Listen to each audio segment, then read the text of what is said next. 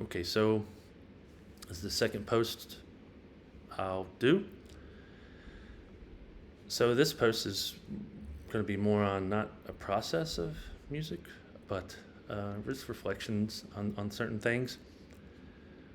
One is I was thinking how just blessed, and I say that, I don't say that like, you know, lightly. I really mean it. Very, very blessed to be here. And I don't, I mean it in several ways. To be here, like alive, and to be able to talk and use my brain regularly, because there's at one point a few years ago I didn't think I was going to be able to be able to walk and all of these things, because like I said, at one point a few years ago I didn't know if that was going to be possible. So yes, I am extremely, just feeling extremely blessed and fortunate and extremely appreciative. Just being able to talk like I am and walk, I guess normal, and to be attending Musicians Institute as well. After everything that happened, after I got out of Hopeway, I was effectively retired through the VA, and I've chosen to stay retired because when you go through all an NDE, near-death experience, and it changes you. And I want to mention too that I'm in a situation that I can be, retired. I don't have any kids, and I'm not against kids. I would love to have a family one day hopefully before I'm 65 or 70. I don't want to be with a cane and trying to play catch with my 2-year-old or 4-year-old son or daughter. However, I digress. Anyways, where was I? This happens sometimes. I forget sometimes, but that's no big deal to me.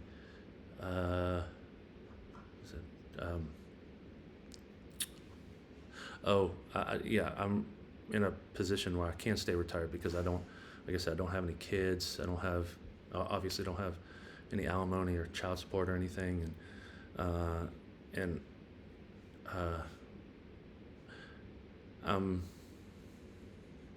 when I say I'm glad, I don't. It's like I'm anti-kid.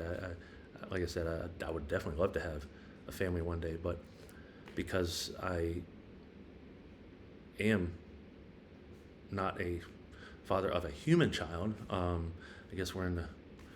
I guess my child is right here laying next to me. So that's the child I have. Anyways, after I got out of Hopeway, I knew I didn't want to do nothing, like just sit here and do nothing on the couch, which, could be worse, right? But I wanted to do something. So the one thing that helped me out, in Hopeway was getting back into piano, back into music. They had open mics on every Friday afternoon, and we all loved that because it was a chance to kind of take a break from everything that we were learning. And I would force myself to go there and to do the things that we were learning. And one day I just said, you know what, I'm gonna force myself to get up there and do a song. And so I did, and that is one of the catalysts, aside from learning the skills and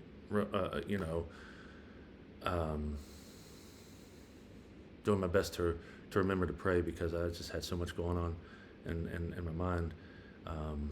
No excuse, but just knowing that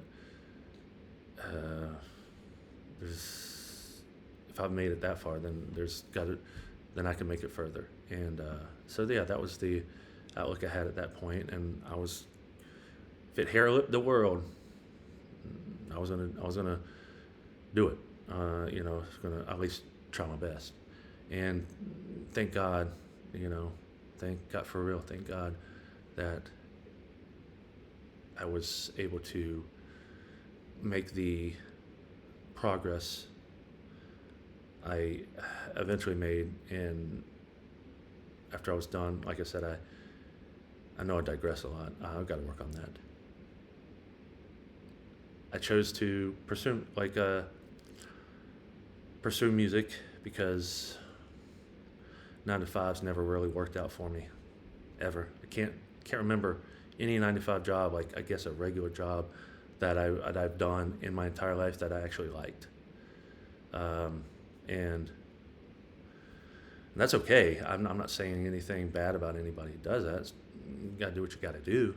However, I'm just not built like that. And plus, like I said, I go back to the point where I don't have any children, so I don't have to go to a job I can't stand or don't want to. And that's a good feeling. So when I chose to pursue music, it's interesting how God works. Musicians Institute was actually, I think it was like the second or third contemporary musical school I had seen, and I was like, wow, this really looks like a good school. And I hadn't played in, only Hope Way, and that wasn't really like serious stuff, but I had enough experience from when I really got into piano after the military that I felt at least somewhat confident enough I could come up with something, even though I don't know how good it would be. But I started the process, and then I sent in a couple audition pieces, and when I got accepted, I was really excited. Matter of fact, I made copies of the acceptance letters, and I got them taped around a couple places in my house. So,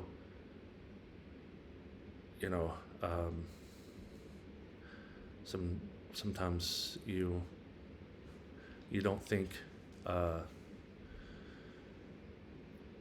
you don't think it would work out, but sometimes you take a chance and it does. And I know that at this point, I've gotten back into my faith, which is Jesus Christ. And I'm not saying I'm definitely not, I guess, the role model or an example of someone who reads the Bible every single day and things like that. However, I admire people who do that, and that is something I am trying to work on myself, is read, even if it's just a verse every day, and pray more, because I know, going back to what I first said, is that I'm just extremely blessed, and it didn't have to work out this way. It could have been so much more worse. I could have been walking like I was for a little while after effectively a stroke.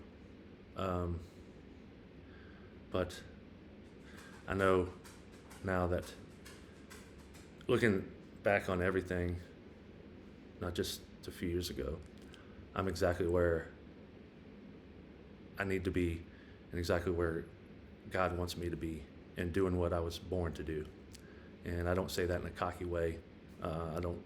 I very humble. I just know that this is what I should be doing, what I was made to do.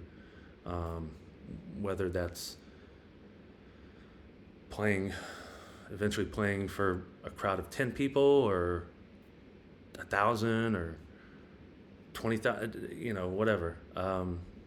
That's not my mindset. My mindset is I'm just thankful to be able to like I said, talk and think, without any permanent cognitive or any permanent negative cognitive effects from what happened. And when you're stripped of everything, and it wasn't just the stroke, it was I've had issues I've had mental health issues since the military, and that got extremely severe, and then I've had things with anxiety too, and that they fed off of each other, and it just was like at a really bad level, really. I had lost 40 pounds. I was very thin. I was the same weight I was in high school, which was like 178 pounds. I was like a toothpick because the depression and the anxiety was so severe that I would get nauseous when I smelled food. It was like, if I could describe it, it would be, for anybody to really understand, it would be like, think of the worst hangover you've ever had from drinking, the most nauseous you've ever felt the next morning, and imagine that 97% of an entire year feeling like that, day in, day out. That's what it was like. I was down to drinking Ensures just to keep a little weight on, and that was hard. And so that went on for a year after everything. It wasn't just that; it was the recovery, and all the while, I could barely sleep. I had to stay in bed for 14 hours just to get 6 hours of sleep. And that's it's hard. It's horrible. So yes, wanted to share a little bit of that because I don't want people to think that, I'm not saying anybody does, but, I've kind of, the Susie Sunshine and waking up and all that stuff, but I feel like that now just because at the time I didn't think it was going to end, and that's a bad feeling. You wake up, and I would say to give an idea of what it was like in my head. I don't know if you've seen the movie, but it's a movie with Robin Williams. It's called What Dreams May Come, and it's at I think it's towards the end or at the end when he goes down to rescue his wife in hell, and that's, if you've seen the movie and you know that scene, that is the best description of what it was like in here for a whole year. Literally, there was no that's 100%. There was no like 99% or no.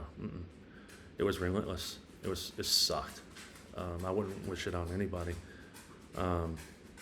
So that gives an idea of she wants to play. It gives an idea, and I wanted to share that not to get any sympathy or for narcissistic reasons, but to, well, first of all, it's a post. I have to post for a grade, which is fine, and she has her ball and she wants to play, which is fine, because I guess I need to get used to posting anyways. Old dogs can learn new tricks. So yeah, I just wanted to share that because this is the reflection part of what we could talk about. So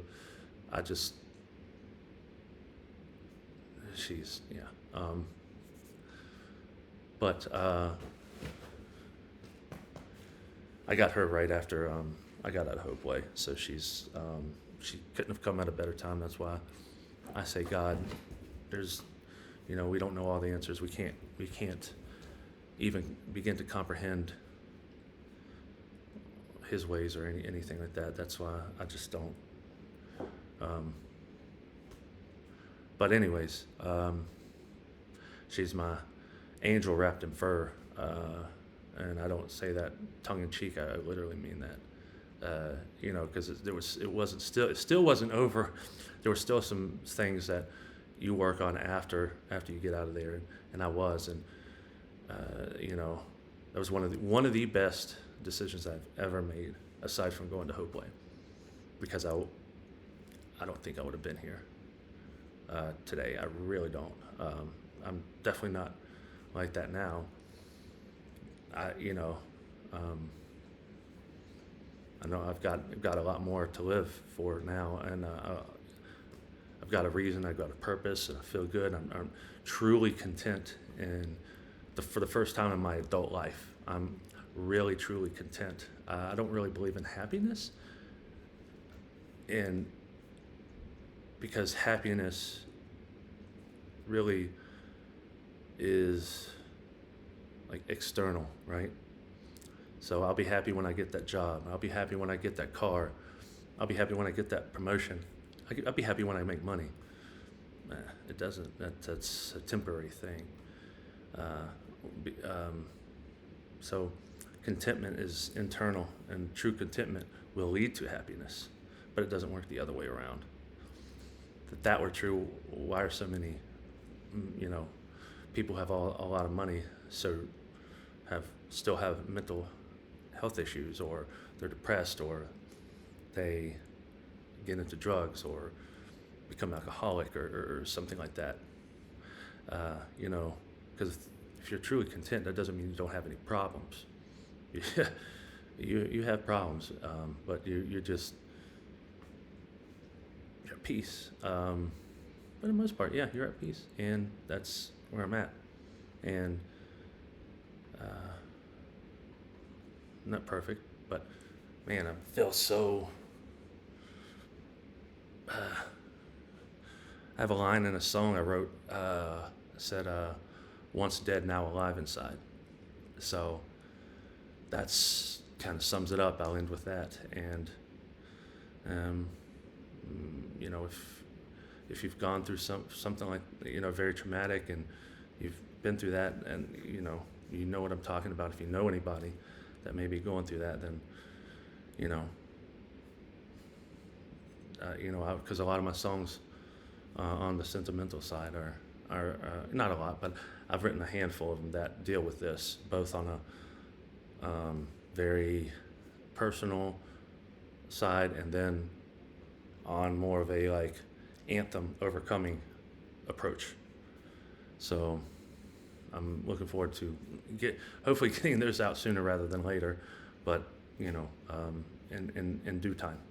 And like I said, if you're listening to this and you know anybody that is going through the severe depression or something that's pretty much the same, you can show them this. Just that's what I hope to do with some of the music, is shine a light on that subject, and especially the veterans, because I'm one myself. There's people out there that love you and want you around, and they're it's going to end. It will end. It might not be when we want it to end, or it's not going to be easy by any means. It's one of the hardest things I've ever done. I'd probably rather go serve in the military again than go through that. However, I'm glad I went through it, because it's like I said I'm going to end it. But the last thing I will say is, sword doesn't become sharp without putting it in the fire, and putting it in the fire for a while. And then you take it out and bang on it over and over until it gets the way it needs to be, molded the way it needs to be. And then you dip it in the water and you smooth it out. And that's what I look at that process. God did that for me, not to me. And I know why now. At the time, I was extremely angry. And so I've written a song about that too, apologizing to him. But anyways, I'm officially done.